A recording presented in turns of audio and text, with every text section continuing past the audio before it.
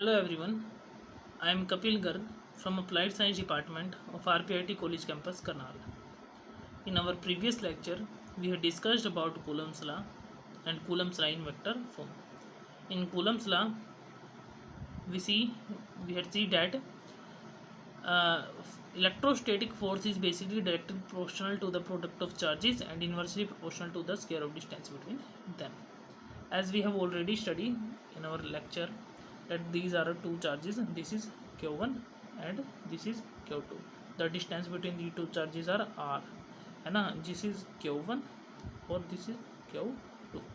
हमने इनके बीच की फोर्स निकाली थी जो हमारी डायरेक्टली प्रोपोर्शनल आई थी चार्जेस के और इन्वर्सली प्रोपोर्शनल आई थी उनकी डिस्टेंस की स्क्वायर की. ठीक है. उसके बाद हमने क्या किया था फिर फर्दर हमने कूलम्स लॉ देखा था वेक्टर फॉर्म के अंदर, है ना. कूलम्स लॉ की वेक्टर फॉर्म को स्टडी किया था जिसमें हमने पाया था कि जो कूलम्स लॉ की वेक्टर फॉर्म होती है, कूलम्स लॉ की वेक्टर फॉर्म में हम क्या पाते हैं कि जो हमारी F12 आई थी, है ना, बेसिकली वो इज इक्वल टू आती है कि इसके माइनस ऑफ F21 की इक्वल आती है. क्लियर. तो F12 is equal to minus of F21. उसके बाद जो एक चीज़ वहाँ पे निकल के आई थी कि हम we can prove Newton's third law of motion by using Coulomb's law, है ना.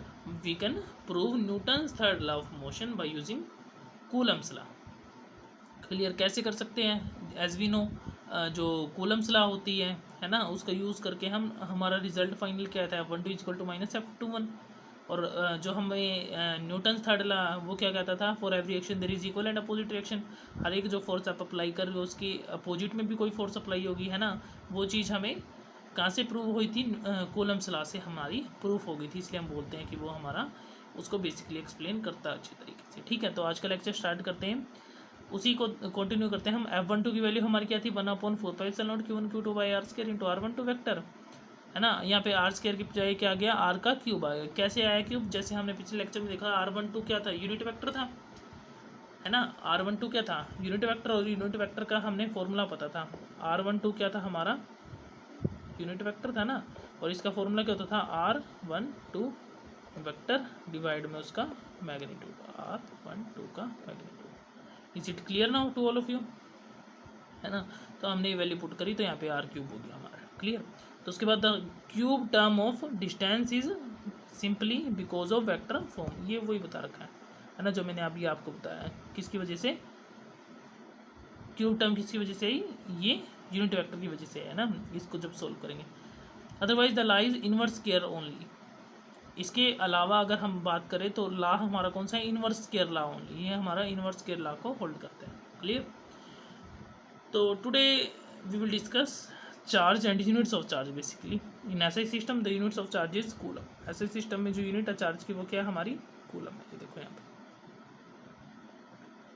1 coulomb of charge is that charge which when placed at rest in vacuum at a distance of 1 meter from an equal and similar stationary charge repels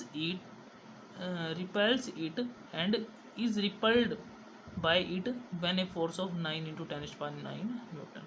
क्या बोला उन्होंने? देखो 1 coulomb of charge is that charge which one placed in rest, जब उसे rest पे place किया जाता है वैक्यूम के अंदर, at a distance of 1 metre from an equal and similar stationary charge, उसके इक्वल और सिमिलर स्टेशनरी चार्ज से. तो वो क्या करते हैं? आपस में रिपेल करते हैं, क्योंकि चार्ज कैसे थे? सेम थे, सेम क्वांटिटी थी, है ना. उनके बीच की जो रिपेल करते हैं तो बाय किस फोर्स के द्वारा? 9 × 10⁹ न्यूटन के द्वारा. Clear. In CGS electrostatic system the units of charge is stat coulomb और ESU ऑफ चार्ज. ESU मतलब electrostatic unit. CGS electrostatic system के अंदर जो यूनिट होएगी चार्ज की, स्टैट कूलम होएगी या फिर ESU ऑफ चार्ज होएगी. ठीक है. क्लियर. उसके बाद देखते हैं स्टैट कूलम होता है हमारा. ठीक है. ESU यानी इलेक्ट्रोस्टैट कूलम, ये इलेक्ट्रोस्टैट यूनिट. CGS इलेक्ट्रोस्टैटिक सिस्टम की बात करें तो CGS इलेक्ट्रोस्टैटिक सिस्टम में क्या होता है? K is equal to 1/K where K is our dielectric constant. जो हम पढ़ के आए थे K की वैल्यू हमारी निकाली थी हमने. K हमारा क्या होता है? डाइलेक्ट्रिक कांस्टेंट होता है. Clear. For vacuum K is equal to 1. Vacuum के लिए K की वैल्यू क्या होती है? 1 होती है हमारी. F इज इक्वल टू क्या आ गया? Q1 Q2 divide by R square. Is it clear now? If Q1 is equal to Q2 is equal to K, R हमारा 1 सेंटीमीटर है तो फोर्स हमारी कितनी आ जाएगी 1 डाइन आ जाएगी, ठीक है। अगर हमारा चार्ज क्या है ±1 कूलम के इक्वल है। आगे देखते हैं चलो। In CGS electromagnetic system the unit of charge is ab coulomb और EME ऑफ चार्ज, EME यानी इलेक्ट्रोमैग्नेटिक यूनिट ऑफ चार्ज भी कैन से। तो आज के लेक्चर में इतना। I hope you understanding this lecture series. Thank you to all of you for watching this video. Thank you.